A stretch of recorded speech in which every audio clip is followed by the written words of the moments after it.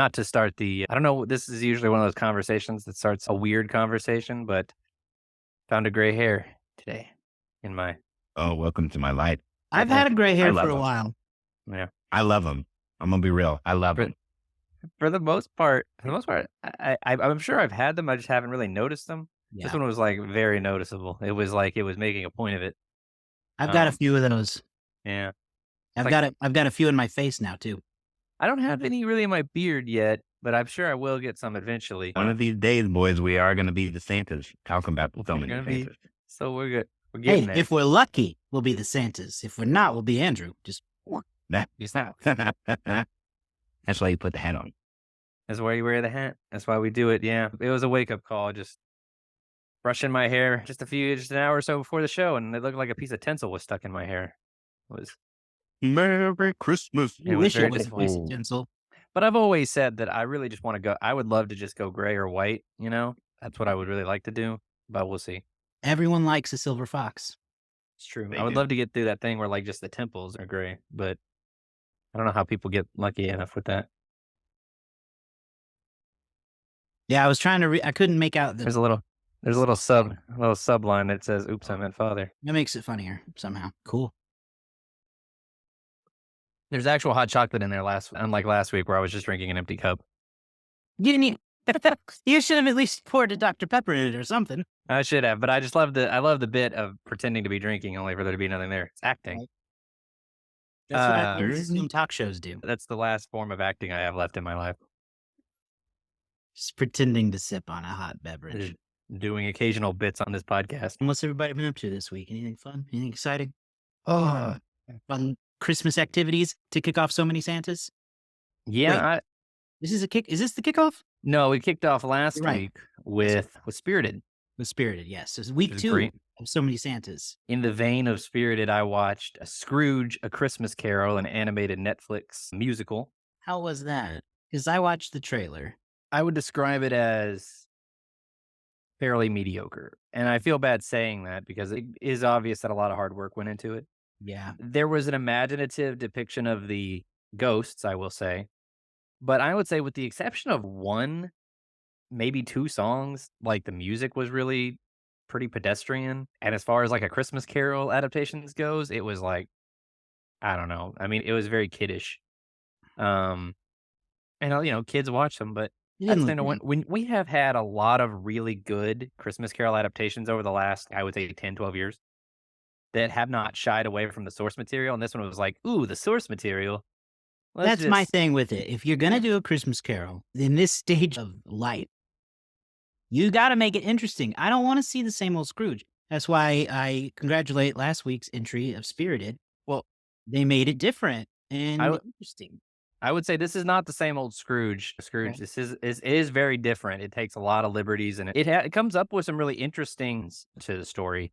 But the larger editions are mostly like they give him a dog, and that dog is there just for physical comic humor, and they make it's not like there's not like a modern feeling to it, but it is just very, I don't know. It's very different, but it just also feels like they were like, we don't really need to pay that much attention to the actual book events.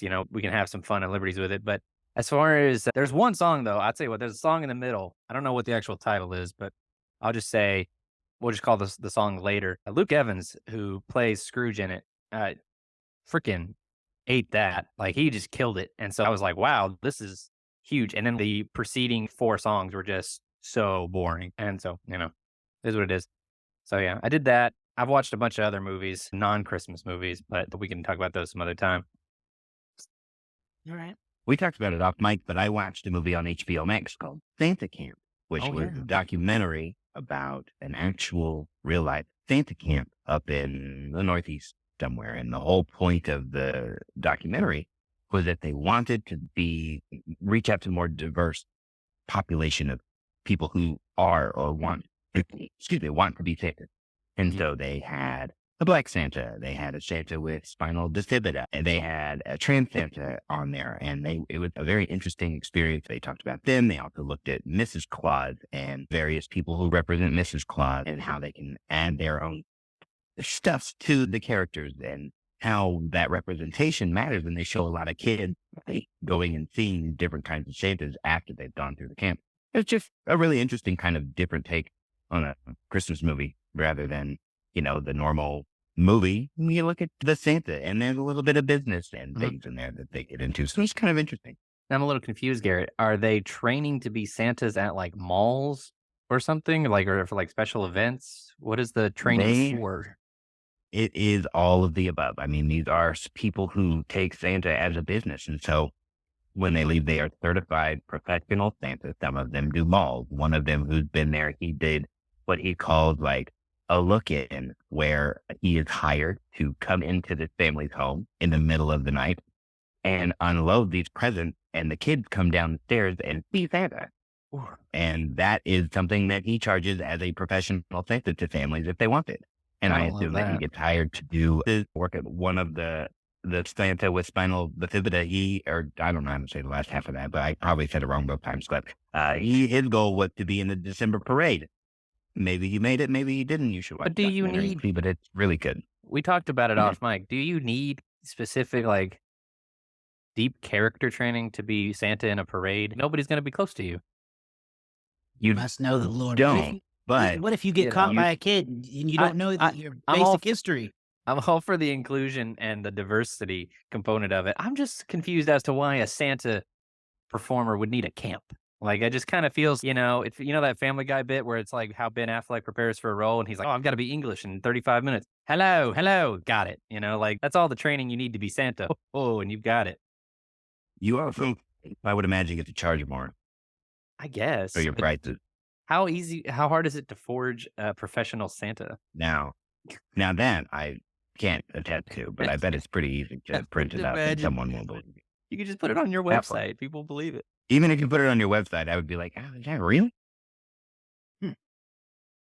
Interesting. I haven't done the proper legwork. What about you, Josh? You been watching anything fun? Yeah, sure. I honestly haven't watched a lot of Christmas stuff, so I don't really have any Christmas to bring, but that's okay. I did watch, I haven't finished it yet, but I started Guillermo del Toro's Pinocchio on Netflix. Yeah, that's on the list. I'm about halfway through it. I'll finish it probably some point in the next week or so. But it's actually really good. Everybody, for the most part, in Western culture at least, their idea of Pinocchio is that classic 1940s Disney version. And that is very much not what this is at all. I don't know anything about the source material of Pinocchio outside of it is darker than you would expect. So I don't know how much this ties into that. But it's really interesting because they set it in like post-World War I Italy. And so Pinocchio is also facing the rise of fascism. Which sounds ridiculous to say, but the rise of fascism in Italy and Mussolini and all that play a role in Tokyo, which makes it really interesting. And the stop motion is great. Oh, I wish I was clever enough. Del Toro is an artist for sure, and the stop motion looks really good. So I'm excited to finish it. It's pretty good. I like it. It's a little weak on the music. It's technically a musical, and there are some musical numbers. Don't love those because they're just not that catchy or anything. But I would prefer it if it were a straight movie. It's on my list. My goal is to watch, and this is going to be paltry compared to, I'm sure, your list, but my goal is to get to 40 movies by the time we do our season in review. I'm not that much higher up than. Oh, good. I'm at 31 right now. So I've got, Pinocchio's on the list. Wendell and Wild is on the list. That was a new stop motion movie as Black Adam drops days before we do our season in review. And so I'm that small indie A24 movie, Black Adam. That also is extremely profitable. You know what's the worst part is I'm gonna end up liking it. Yeah, I know. I feel the same. I probably won't. I don't know. I'm gonna watch it. I'm gonna watch it in the comfort of my home on HBO Max or whatever, and I'm gonna be like, oh man, it's not that bad in this scenario. But oh well. You know what else though? Not movie related. I went and saw a stand-up show last night. Oh yes, I saw you. That was exciting. I saw you being real at that. I got to be real at a cool event. That never happens for anyone. Everyone's always at their computer. They're always just sitting at work. I know. I was like, I could be real and I'm in public, but it was really good. I saw Taylor Tomlinson at the Cox Business Center, which was interesting to say the least. That place shouldn't do shows there. Yeah. So let me tell you. So I walk in and it's big. This place is much bigger than I That's like a recall. convention center, isn't it? Yeah. And when I tell you, I have never been more confused in my life because there was like no signage when I walked in. And it took me about 10 steps to realize that I also walked into a massive cheer competition. So there is a full blown cheerleader competition happening at this convention center. And then at the other end in the ballroom is the comedy show. That's interesting. So that was confusing. It was great though, because the comics made that a bit. It was one of those fun shows where you could tell like it was a little off and they were very open about how it felt extremely weird to be doing a stand-up show in a business center. It felt more like a TED Talk or a seminar, but extremely funny. So I had a great time getting to go out and laugh in public. It's fun. That'll probably make it weirdly memorable though for them. I think It's so. like it's a different atmosphere. No, it was great. Like they cracked jokes at stuff, but they clearly had a good time with it, and it made the show feel a little special. Who opened it? Was there an opener we would know? I don't know if you'd know him. His name is Dustin Nickerson, and he is more of an up and coming. Well, I say up and coming. He's actually, I learned, been on the road for a long time, but he's kind of just now starting to get attention. He's been on some late night shows and things like that. And he was also very funny. He made a couple jokes I really liked. One about how the night before they played Oklahoma City, and they both actually made a comment about how the drive from Oklahoma City to Tulsa was the most mind-numbing thing they've ever experienced, which is true. It's awful. Yeah. I also made this joke about how, people are so divisive about everything right now, and you can't even say hello to someone and they want your opinion on something controversial.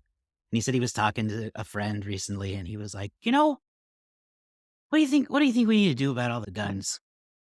Then the guy goes, that's how you say hello to me? I mean, I grew up redneck, so I mean, I've been around guns. They're not really for me, so I don't know.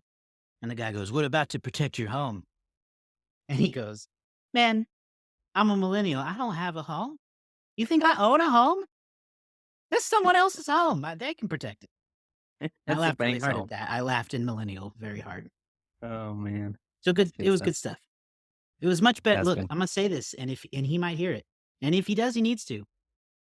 Both these comedians whooped Jerry Seinfeld's ass. I saw Jerry earlier this year. We talked about before. Yeah, where was that? Was that the Hard Rock? That was at the Tulsa Performing Arts Center. Oh yeah.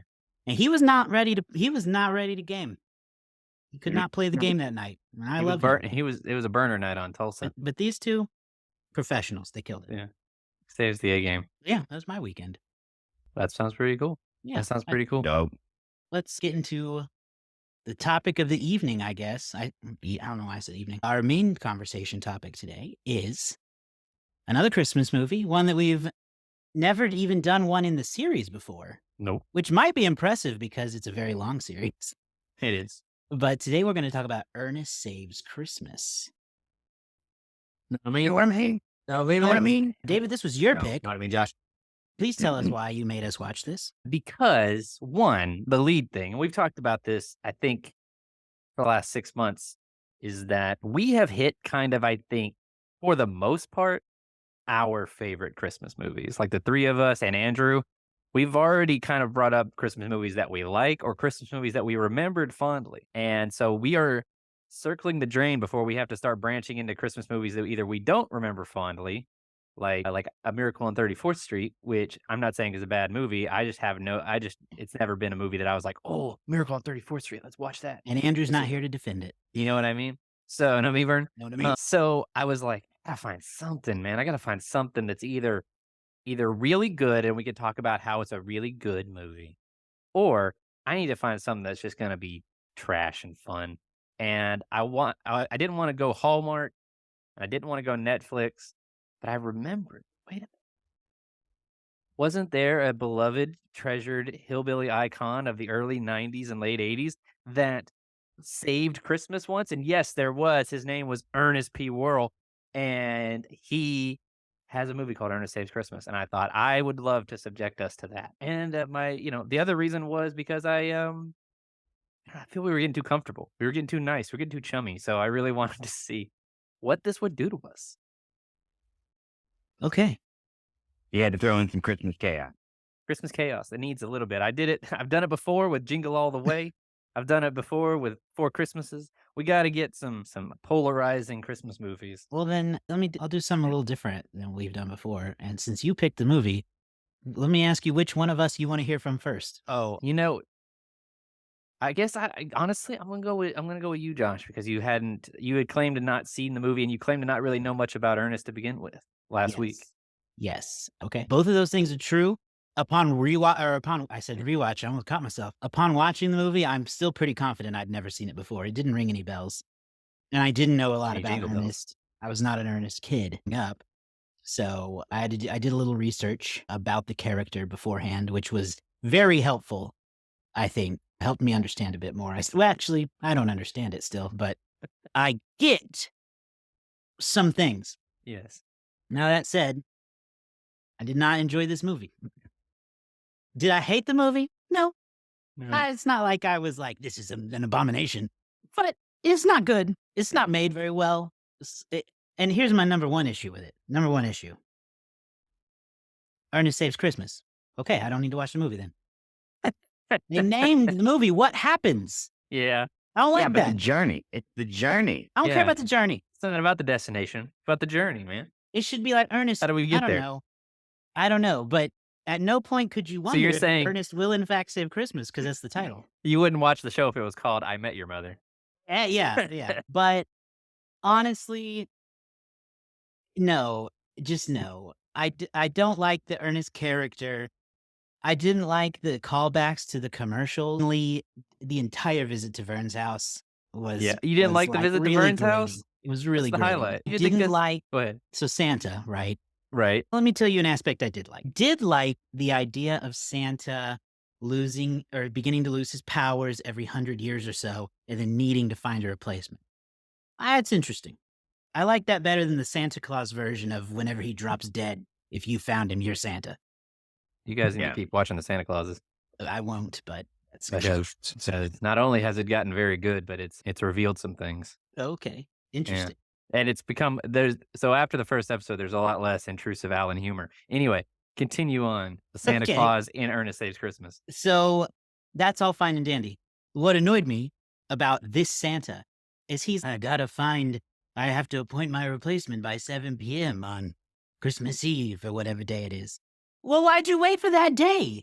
If you've known this, you Known for a waited while. until the day that Yeah. it is due. I don't. Santa only works 2 days a year. I think we all Yes, know that. that's true. He only works on. He's been chilling. He's been putting this off until the last minute.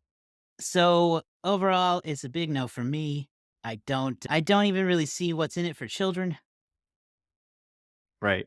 And I was left wondering if throughout the 80s, there was something in the water that just made people really into weird stuff like this. Or maybe there was nothing in the water. Or maybe there was And we nothing, can and prove- now there is something in the water. What did you think, Garrett? You had nostalgic feelings for this movie. You know, Maybe. I definitely had seen this movie before, but I still don't know when. I still don't know where. I talked to my parents. I was like, do y'all remember Ernest? And they were like, yeah, kind of. Interesting. They remember the Brahms commercials more than anything is what they remember. Is him as the Brahms spokesperson. And so I asked I was like, did I watch it as a kid or anything like that? I'm like, no, not really, but somewhere I've seen it. I love that Santa was the Sultan from Aladdin. That was That's beautiful because I was very like, much that true. voice, I know it. And I had to look it up. And when I found that out, that just made it even more fun. So that was Yes. great. For sure. I mean, Ernest is Barney Fife in the 80s. Right. Ernest is redneck Mr. Bean. It's just a bumbling, chaotic idiot of Tornado. And it's entertaining enough to be entertaining if you shut down everything. I mean, if you look at it from baseline nothingness of this is meant for this character Right. to be a chaotic mess. And that's it. And it succeeds in that. He is a chaotic mess. Everything he goes, he bumbles and he screws it up. But he's so pure and he's so innocent and he means so well that he always gets away with it, even when he shouldn't.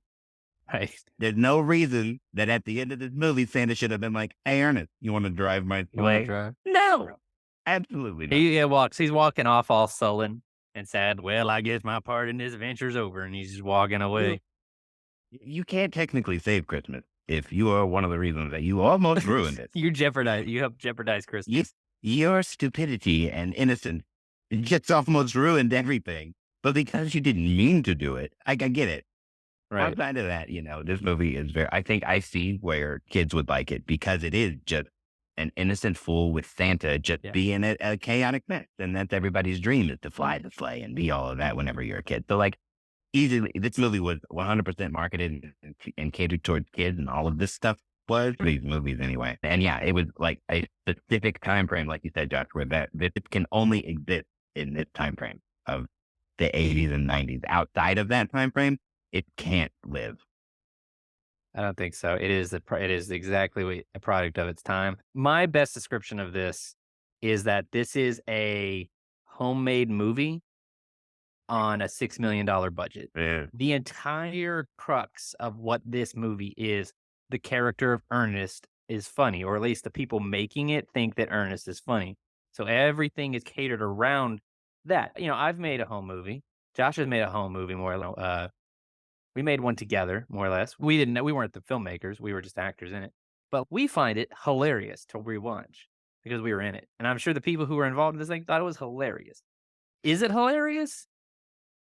Not on purpose, mostly. It's mostly accidental. I laughed at the absolute hardest when Ernest shows up as a snake wrangler because he showed up to a place in disguise when nobody knew who he would have been. He had no reason to be in disguise because nobody would have said, "Hey, you're Ernest." And also, Ernest already looks like a snake wrangler. He doesn't have to dress up like a greasy cage and go, I got these here rattlers, for the show. Like, he could have just showed up as regular old Ernest and just done it, man. So I love it because the thing is, Jim Varney, as an actor, he wanted to do like a bunch of different characters, but Ernest was like far and away the most popular thing. So his back door of getting other characters into the movies that he wanted to do was to just have Ernest be a master of disguise. So that's why he shows up as this, stuffy ant who's wearing a neck brace and it's shoving her face all into her nose, and that's why he shows up as Rattler Man, and he shows up as the guy who works for the government. He's always or whatever, right? And you know what? Why is he good at that? That makes no sense that he would be good at being a master of disguise. He's not good at anything. The hilarity of it is, this is what I said, and you guys can refute me on this if you think. I don't know where this pen came from. You can refute me on this if you want.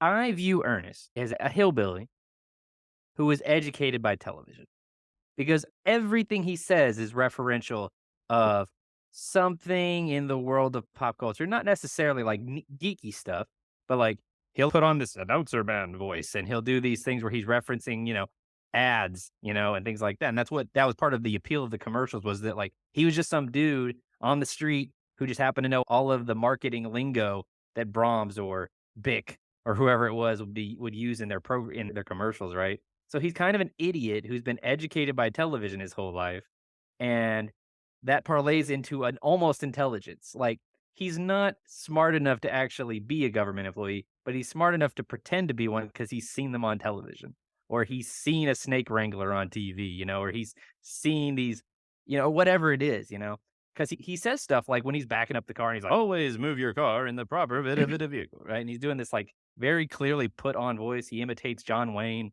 quite well. It's this, and I think Jim Varney actually is a pretty talented actor. It's just it's such a goofy homemade movie feeling where it's a big inside joke that you're not really in on. Yeah. And they cram in a pretty, like you said, a pretty interesting little Christmas story about Santa needing to find his replacement. His replacement goes off to shoot Violent Night, and yeah. Can we talk about that part of the movie? Because there were several parts of the movie that were silly, but that whole Joe part was Yeah. Being an actor and then going in the sleigh and then struggling to say the B word in front of the kid. And then all of a sudden being like, yeah, I'm going to do this Christmas sleigh movie, but can we take out the violence and the language? What is wrong with you, Joe? Right. Why are you being represented by this man? Why do they want you so mad? Yeah. Don't be Santa. Like, easy. That was bad. There was also really bad. Yeah, his representation was bad. And then the one joke that I laughed at because I just didn't understand was when Ernest was flying the sleigh and he's coming down and then he's flying and then the deer stopped and then he just looked at the camera and then said, air brake. That was the punchline. And I was like, that was the joke. It was the only thing. I just did. It was one of the only things that my wife still laughed at. She loved this movie as a kid.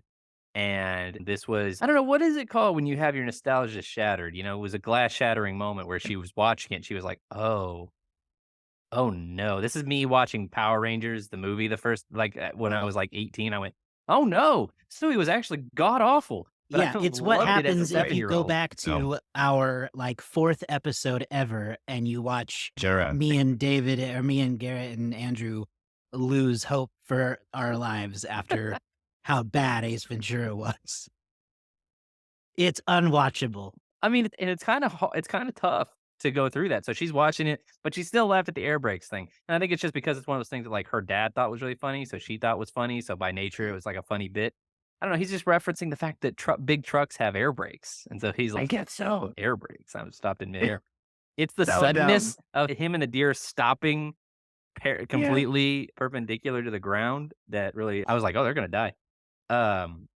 It's just it's a genuinely bad dad joke is what it is. It is. Not like oh, dad jokes are so bad. No, like it really shouldn't have been said. It's that bad. But so you combine those things, it is a live action cartoon in many ways. It is goofiness and silly, and it's not to be taken seriously really in any way. I do appreciate, Garrett, I'm glad, or Josh, whichever one of you was, said that the 7 p.m. a deadline. If you watch, there are several clocks in the background, and they're always ticking slightly up to that time. And there's a clock on the bank behind them during their final conversation, and you see it go from like 6:57, 6:58. So like they managed to keep that clock right where it needed to be, which is a thing you could easily overlook in I'm shocked that big budget anyone cared movie. enough to do that. Because Honestly, it easily could have said 12:30 in the background, and people would have been like, "Uh-oh." But they made sure those clocks were right. Yeah, so there was that. I honestly think that one of the most forgettable aspects of this movie is the little girl who Harmony is like, Star. She's going to be famous one day. she's just a part of it, you know? Harmony Star. It's to make it a prove that children's Joe. yeah. Well, she's there to make it a children's movie, but the only reason that she's there is because at the end of this movie, she says to Joe, after he's become Santa Claus, my name's Harmony Star. And then he goes, no, it's not, it's Pamela. And that had already been established. So that's the only reason that she exists in this movie, was to connect those dots of that. He knows her name's not Harmony Star, but he's Right. the real Santa now. And that's proving he is Santa. He has the ability. He has the gift. Yeah, I mean, everything else about it is just, I don't know, just everything feels like you said, low budget. Yeah, that's why And I don't even. yeah. What did they spend $6 million on? I mean, it would have to just be, I would think, just paying cast and crew, Because that's a lot of money back then. and then maybe renting out some things because, so this was the first film. We can move into some of the production stuff now. According to Wikipedia, this is the first film to be filmed entirely in Orlando, Florida, which is kind of surprising. Yes. It was filmed mostly in Orlando and at that time unfinished Disney MGM studios.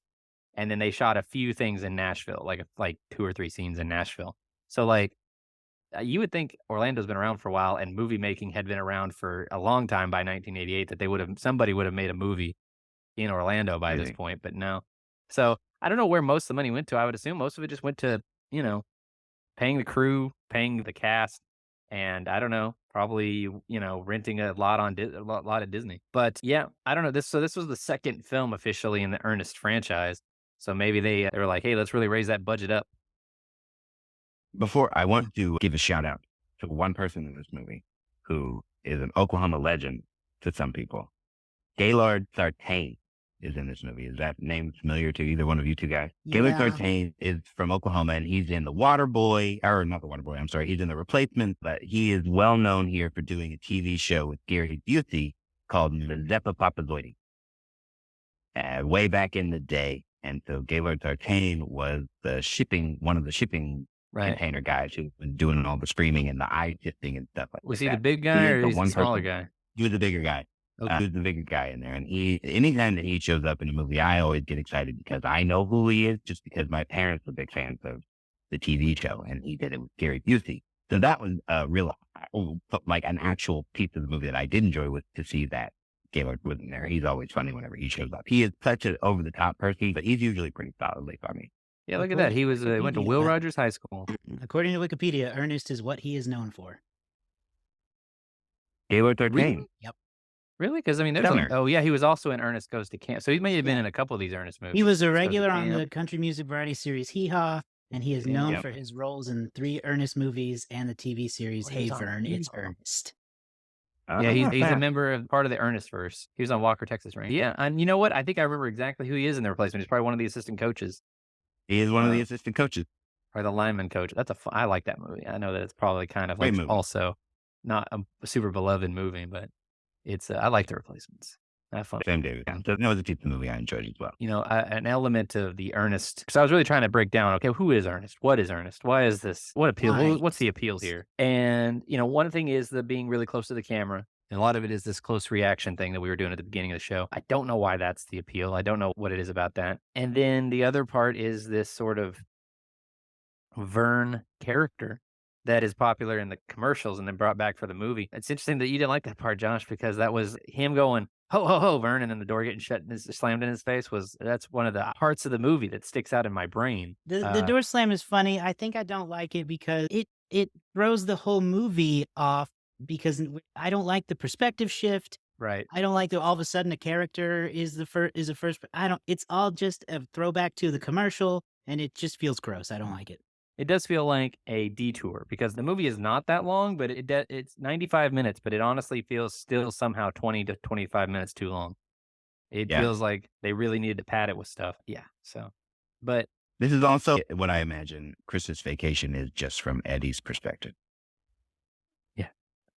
exactly. You know, I mean, I won't lie. I mean, in terms of Ernest as a character, he's not that dissimilar from the kind of thing you would see. I feel like if it was Jim Carrey, people would be like, "Oh my gosh, Ernest is one of the funniest characters of all time," because it's all that same stuff. It's just being done on such a lower budget, such a lesser known actor, but it is that kind of, you know, crazy, silly physical humor and throwing in an impression. It doesn't have to be good, just do it, you know, kind of thing. I don't know. So I also did not, by the way, I also did not love the movie upon rewatch, but I enjoy that we did it because I think it's fun to do one that's not great. No, it is, and I don't know. This type of bumbling man child is not a character that I've ever really like. He gets called Redneck Mr. Bean all the time. I hate Mr. Bean. Huh? God, I can't. Yeah. It's so stupid. Well, at least Can't do it. Mr. Bean doesn't talk though. There's a lot of talking here. This is not Mr. Bean, but it's the same thing. You'll get. When I was a kid, I went to another kid's birthday party, and they went to the movies, and we had to watch Johnny English. Hmm. And even at 12 years old, it was the most god awful experience of my life. I hated that movie. Yeah, Johnny English never. I cannot do Rowan Atkinson in 99% of things. One of the funniest things I've ever seen Rowan Atkinson do is an interview with Elton John.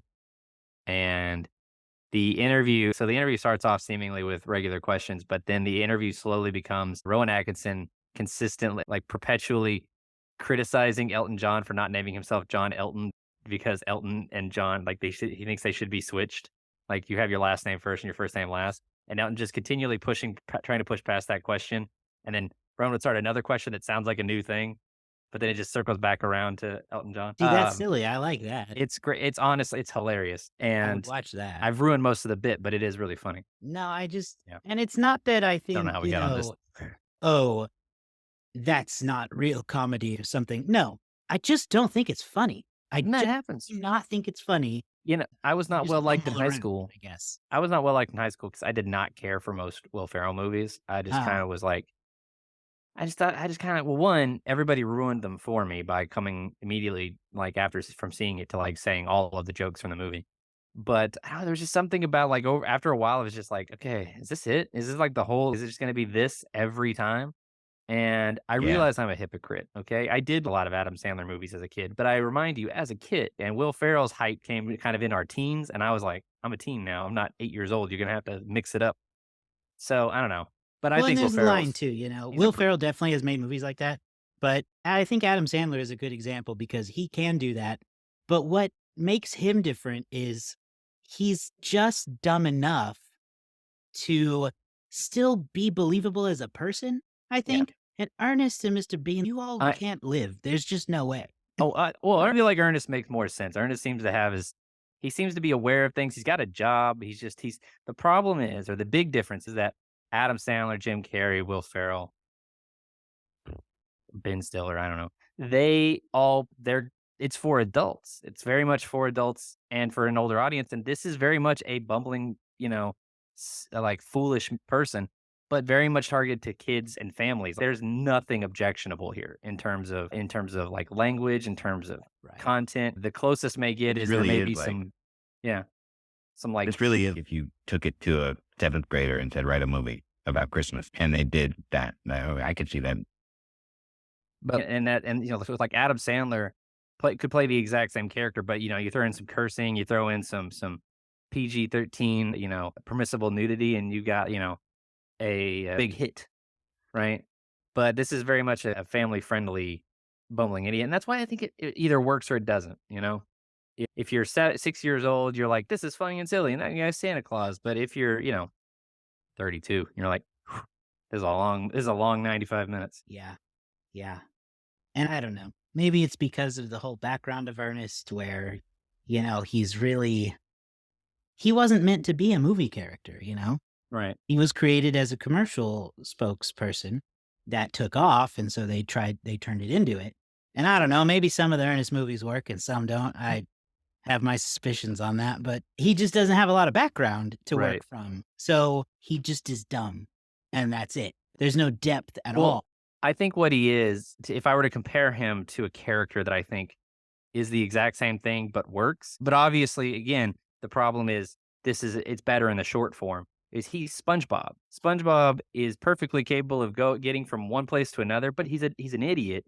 But he's like he has a job, he takes care of himself, and he takes care of his pet, and he knows all his friends' names, and he's very nice and very agreeable, except for that one guy who really hates him, right? Like he is And I tell you SpongeBob, what, you know. yeah, But you do put SpongeBob in this exact same movie, and I watched that movie. I mean, it's SpongeBob Saves Christmas. I mean, it SpongeBob's would work. funnier. It would work. SpongeBob works, but also SpongeBob, works better in that short form. And, I think Ernest worked pretty well in the short I do form. think That said, I have watched those Brahms commercials and they're pretty bad. it's also important that, we talked about that air brake joke earlier, right? SpongeBob has good writing. It does. There is actually good jokes Yes. for a children's show. It's just not good jokes in this movie. Right. We're just at the archetypal level. Yeah, That's what at the it archetype. is. So I But think at maybe an execution level, like these are pedestrian jokes. with good writers, maybe Ernest would be good. And But I think that's why because Jim Varney is good. I think some of it's improv but I could be wrong. I don't know how much of it is like just Jim Varney just making it up as he goes. Well, and Jim Varney can only do so much, right? I have another thought I wanted to put out there that is related to this movie, but also kind of expands to some other movies that are Santa Claus related. Why is it that the job of Santa Claus is always put on someone forcefully? Right. Joe Carruthers didn't really want to be Santa at first. Scott Calvin doesn't want to be Santa at all. Fred Claus didn't want to be Santa. Yep. In the new movie Violent Night, I won't spoil anything, but they have a similar story where you just become Santa, whether you liked it or not. So I wonder why we treat it like that, because Santa is seen as this big, jolly old elf, but it's always forced on someone. Yeah, I think It's never someone who embraces it from the start. right, thinking out loud, I think it's probably somewhat to do with just the fish out of water component of taking someone who doesn't believe in Santa anymore, or just is not like in a place, like emotionally where they could take on that kind of thing, and taking them and putting them in this, magical fantasy world where they have to, what is all this? I don't know how to do this, and watching them become Santa. I guess that's just at its core, that's what they like to do. And I guess it's just a story type that really serves it. But it would be interesting to see a movie where Santa's replacement is been training for it their whole life or something like that. I'm not Yes. sure how you do that. You talking out loud reminded me of the Disney Plus movie Noelle, Right. where it's passed down to the son, Right. and the son don't want to be Santa, They want to be Santa. but the daughter does. Right. She's totally pro being Santa. But you know what they do is they take her and they put her fish out of water in like Arizona. or something like that for her to learn some story there. In all of these movies, it's always put on someone who doesn't want it. And I find that so interesting. Yeah.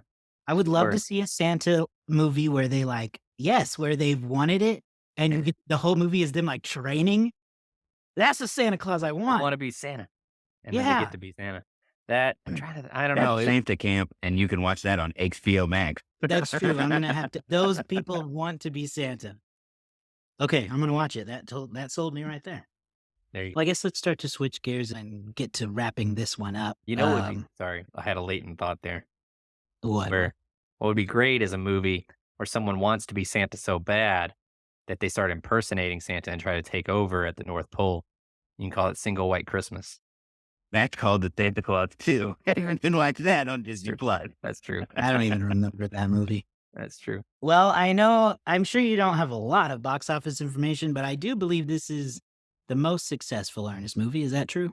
Yes, I believe so. So, according to It's no Avatar, but no, but made according money. to sources, they made this movie on a $6.5 million budget, which almost would be like plane flights, back then. Anyway, but it actually did pretty well. It opened in the number 2 spot in 1988, November 11, 1988, just about $800,000 under Child's Play, the first Child's Play.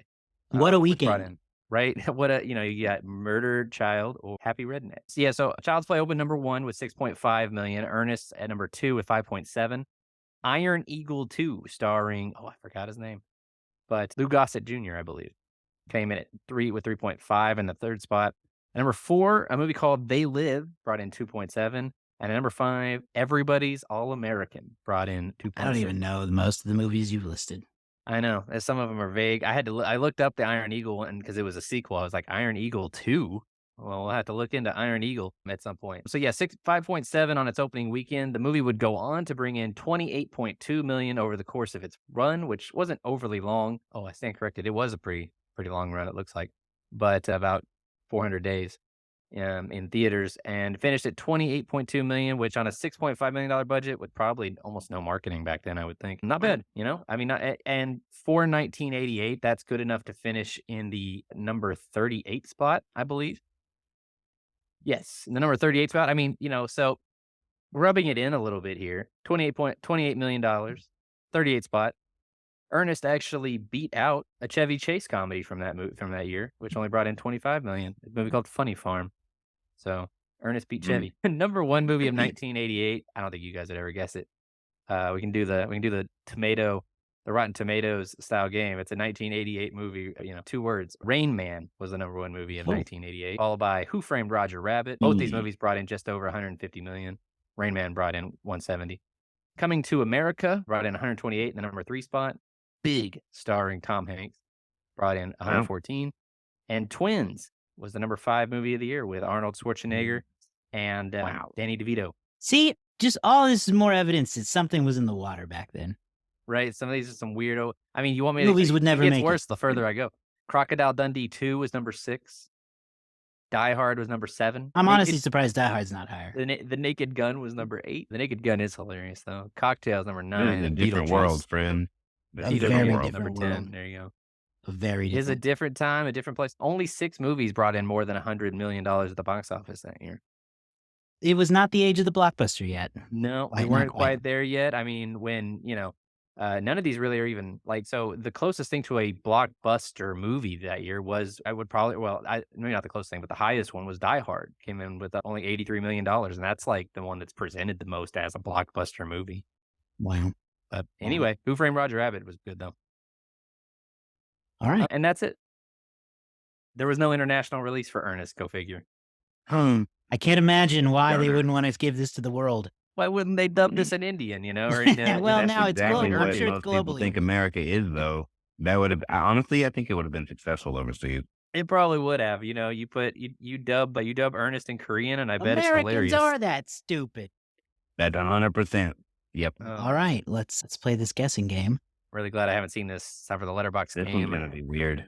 I This know. one's gonna be I tough. took a Letterboxd survey this week where I said that the Letterboxd review system was the one I trusted the most. Yeah.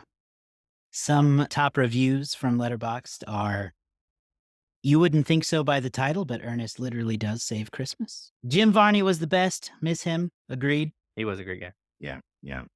Heard a lot of good stories about him as a person. Like he was really good with it with kids on movie sets and stuff like Yeah. that. This one calls it wholesome and refreshing. I don't think I agree, but I respect them. Wholesome, but not refreshing. I do agree with that. I don't think it's a good movie, It's but not I an think it's over. wholesome and refreshing. It's not an overly cynical movie. Like Santa's not losing his power because the power of Christmas is leaving or anything like that. True. No. He's just old. The dirtiest thing is at the end of this movie, Santa want to smash that old lady at the end. Yeah. He wants to get out there. Arthur Applegate or did. whatever his name was. Yeah. And then this one will be, I guess, for me, which says, if you hate Ernest, get the hell out of here. And I will happily get out of here. I will leave. I will happily leave. So, Oh man. with those reviews in mind, what do we think the Letterboxd community thinks of Ernest Saves Christmas? David, it's your movie. What do you think? I'll go ahead and establish, where I think most of us think. I'm going to say it's like a 2.6. Okay. I was, yeah. I'm going to, I think it's a generously high 2, like that. But maybe I want to say 2.5. Well, I'm going to go even lower then and say 2.3. Okay. Oh, I'll get we don't have any tiebreakers ready, but we'll Yeah. you pull up the next Ernest movie. I know, right? We do not need a tiebreaker, thankfully. But we also did not have a direct hit this time. No direct hit. Closest person is David. And the final score is 2.7. Oh, You're off by 0.1.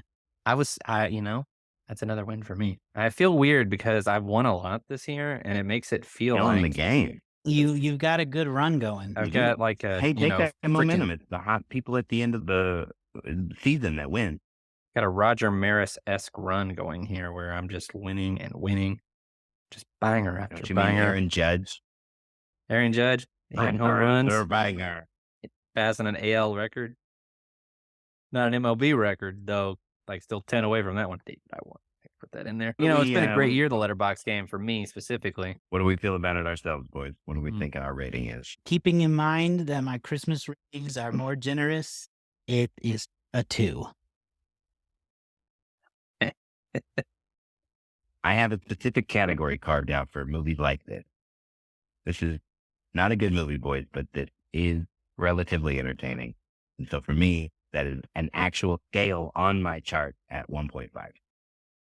Wow. Bad but entertaining is a 1.5. Bad but entertaining is a 1.5.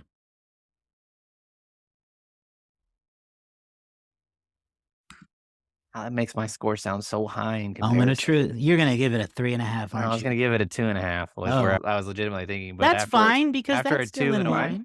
1, after a 2 and a 1.5, it makes it sound like a glowing review for me. Well, it It's does. not a great movie. It's a very safe movie if that's what you want.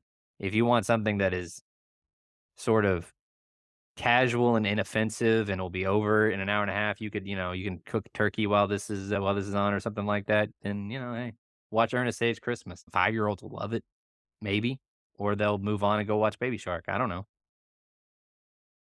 Honestly, there is a Baby Shark Saves Christmas, and it's better. I'd rather watch that. Okay. Well, that makes our average a 2, which is a good chunk under the Letterboxd average, but that's okay. I'm content with that. We're fine with that. Yeah. Oh, this might change some things. Hang on. So, Josh, you gave it a 2. Yep. And Garrett, you gave it a 1.5. I did. Okay. All right. Interesting. I got to change some stuff for our So Many Sequels Wrapped / So Many Sequels Recap. I'm so anxious to see what this is that you're building.